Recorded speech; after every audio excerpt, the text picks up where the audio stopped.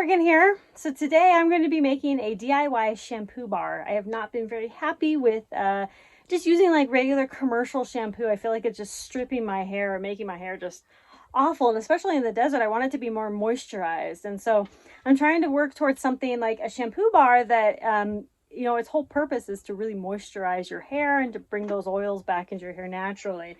Now, a shampoo bar is not going to be good for everyone, like especially people who have dyed hair. It's going to strip that dye right out of your hair. So it's not going to be good for everybody, but I think, you know, I'm going to try it out. And if it's not good for me, that's fine. But, you know, I'm going to try it out. Now, I have made soap, just regular bar soap. From lye. I didn't make the lye myself from scratch, but I bought the lye and I did the whole scientific-y thing. I felt like a chemist, you know. But today I'm going to be using a soap base. This is a shea butter soap base that I'm going to be using today for my shampoo bar. Now, what's really frustrating is finding a good recipe for shampoo bars. There's a million different recipes out there, so I'm going to try to make up my own a little bit. And so I'm going to do the soap base. So I'm going to do this soap base, and then I'm going to add olive oil and coconut oil to it, and then a little bit of vitamin E. You want to try to add as many oils to it as possible. You know, a lot of people say like castor oil, just a bunch of different oils. You can add essential oils to it as well, but I don't have any lavender essential oil, which I thought I did, which I'm going to get right now. But that's what I wanted to add to it. I don't really want to add anything else to it right now. But this is what I'm going to do. I'm going to kind of make up my own recipe, just see how it goes. And this is my mold that I'm working with. This is the mold that I did for my soap originally, which came out amazing. So let's go ahead and just see how this works. Always use a double boiler method. That's when you put the glass jar into the water. You don't ever boil the soaps or anything directly into the pots or anything like this. Always a double boiler. I just cut up my base into slices here. And then we'll just let it completely melt. Once your base or your lye is ready and melted, you will then mix your oils, essential oils and everything. Then you will immediately pour it into your mold or molds.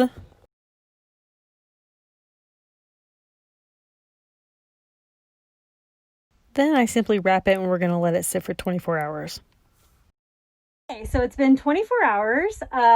So what we were doing is we were just making sure that it was nice and hard. And so now I will pop it out and cut it.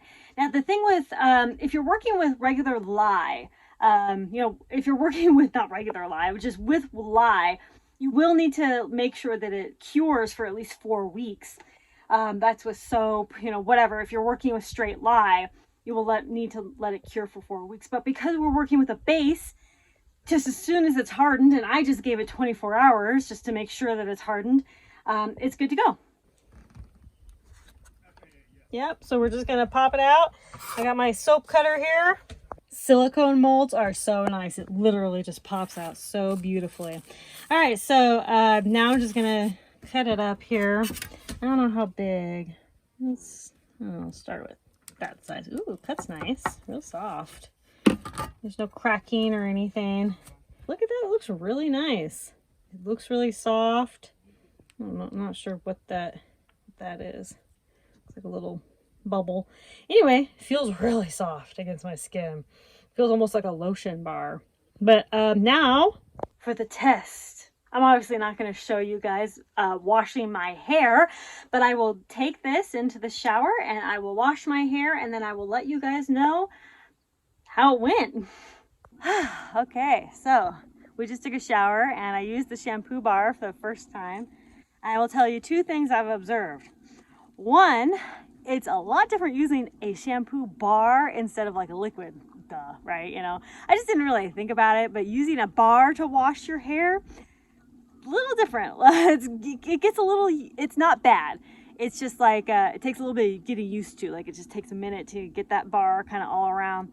And second, so something I've been observing, and one of the reasons I really switched over to a shampoo bar is because my hair, when I was using that shampoo and conditioner, like the ones store-bought, commercial, you know, whatever, my hair was coming out in literal chunks. chunks. I was just pulling hair out, and I was like, this is awful. Something is wrong. And so I decided to kind of get away from that. And honestly, my hair feels great. Like, it feels a little bit different. You know, it's the no poo, basically. It's the no shampoo. They call it the no poo method. But it's gonna you know, get those natural oils, and you know, the oils from the bar and everything. You know, it's bringing all that kind of natural goodness back into my hair and scalp. So anyway, I'm really happy about this. I'm going to put a link down below to a few websites that I use to get this recipe, and then I'll kind of give you a loose recipe of what I used. But this was super, super easy. You know, I just used the oils that I already had at my house, the olive oil and coconut oil, and then a soap base. Really easy. Oh, and vitamin E oil. But yeah, and then you can use any essential oils if you have it, but so easy.